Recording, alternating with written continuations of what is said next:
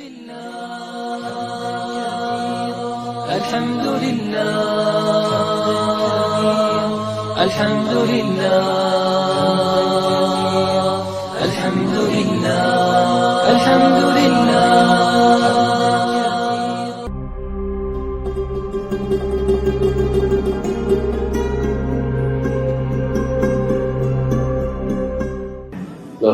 Jauh tempuhnya sampai 12.000 km. Maka negeri mana di bumi ini tidak akan bisa dijangkau oleh bom nuklirnya Rusia. Dan Bapak sadar, Ibu tahu, dulu waktu Perang Dunia Kedua diawali dengan arogansi Jerman yang ingin menginvasi Polandia. Lalu negara-negara mencoba untuk merapat, entah namanya mendamaikan atau apa, Jerman sikap. Ini menjadikan negara-negara tersebut mengaman. Lalu akhirnya Perang Dunia Kedua tidak terelakkan dan terus berkembang dan berkembang. Berakhirlah dengan diledakkannya bom atom di Nagasaki dan Hiroshima. Hitler menyerah, Jepang takluk. Kaum muslimin yang kami muliakan, itu saat itu bom nuklirnya standar zaman itu, dan bom nuklirnya belum seberapa adanya.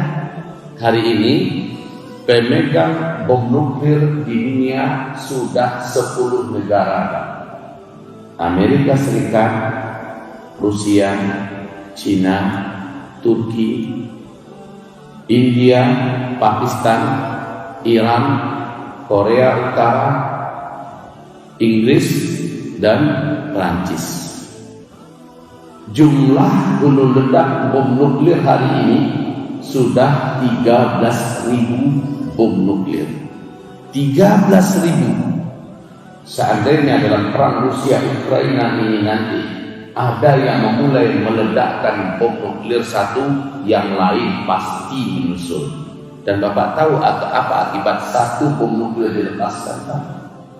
Maka selama 50 tahun perbaikan bumi ini baru akan bisa dilakukan. Alam tidak akan bisa menerima kejamnya bom nuklir. Itu satu bom nuklir. Bagaimana kalau masing-masing negara sudah melepaskan dan mengirimkan bom-bom nuklir mereka? Maka peradaban, kehidupan, dan teknologi canggih ini semuanya akan berakhir, Pak. Kiamat itu betul-betul diciptakan oleh manusia. Dan Putin telah menyampaikan pernyataan yang mengerikan. Urusan kiamat itu adalah urusan Tuhan yang memutuskan. Tetapi kalau Amerika ingin mereka kiamat, itu urusan saya. Mengerikan ini, Pak. Jadi kaum muslimin, hamba-hamba Allah yang saya muliakan, sekarang hari ini masuk hari ke-24. Awalnya peperangan ini direncanakan hanya berlangsung selama 4 hari. Kiev ditaklukkan, setelah itu Rusia mengendalikan urusan. Ternyata tidak.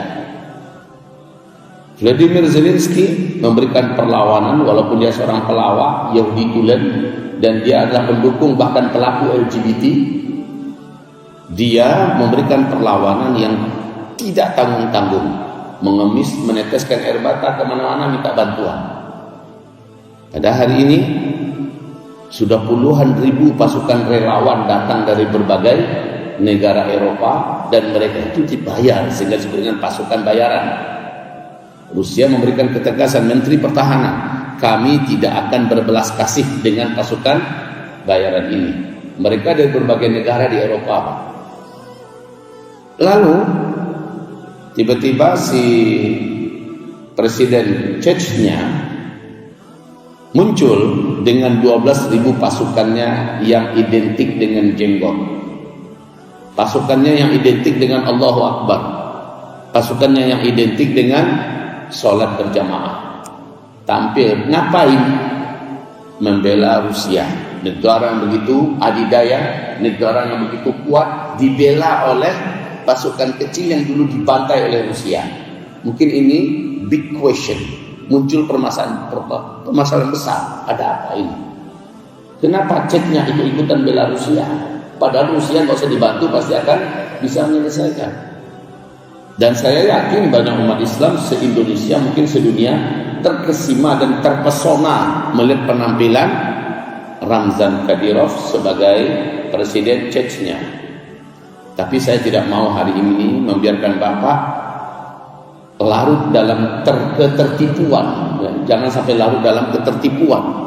Tampilan-tampilan zahir yang ditunjukkan oleh Ramzan Kadyrov, presiden Chechnya, ini seluruhnya adalah tipuan yang cukup membuat umat ini tak tahu siapa sebenarnya dan bagaimana masa lalu beliau, dan apa yang beliau lakukan sekarang kepada para mujahidin, apa yang beliau lakukan sekarang kepada para mukminin yang hak.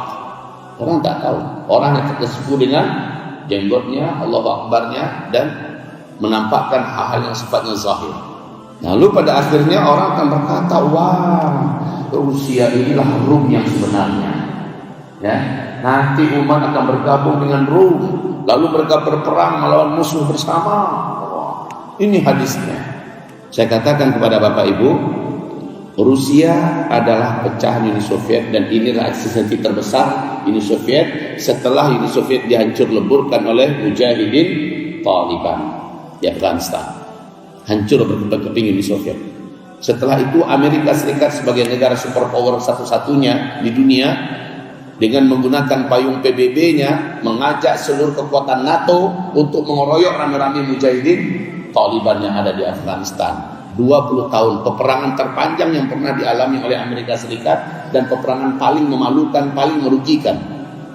Tidak terkira kerugian mereka, lubang hutang terdalam harus mereka tanggung, dan ini tidak akan bisa mereka tuntaskan untuk beberapa abad. Tapi mereka nekat dan gila, tanpa ada jaminan emas, mereka cetak 20.000 triliun dolar tanpa ada emas yang menjaminnya, secara gila-gilaan. Dan ini menandakan sebentar lagi perekonomian dunia yang berbasiskan uang palsu ini, Pak, uang kertas ini akan berakhir, dan kita di dunia akan kembali kepada emas dan perak sesuai dengan yang dinubuatkan oleh Nabi besar Muhammad sallallahu alaihi wasallam. Kita kembali kepada Rusia dengan Ramzan Kadyrov. Dengan Ramzan Kadyrov, presiden Chechnya. Ramzan Kadyrov ini anak kandungnya Ahmad Kadyrov. Siapa Ahmad Kadyrov? Awalnya dulu adalah seorang mujahid berjuang bersama di Shishan, Chechnya, dengan seorang arsitek jihad dan panglima tempur terkuat, ya, Al-Khattab di Chechnya.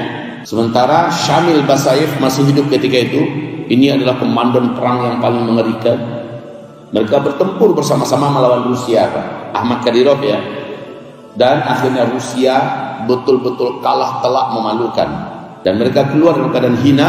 Mereka keluar dalam keadaan kaum muslimin meneriakkan Allahu Akbar, Allahu Akbar.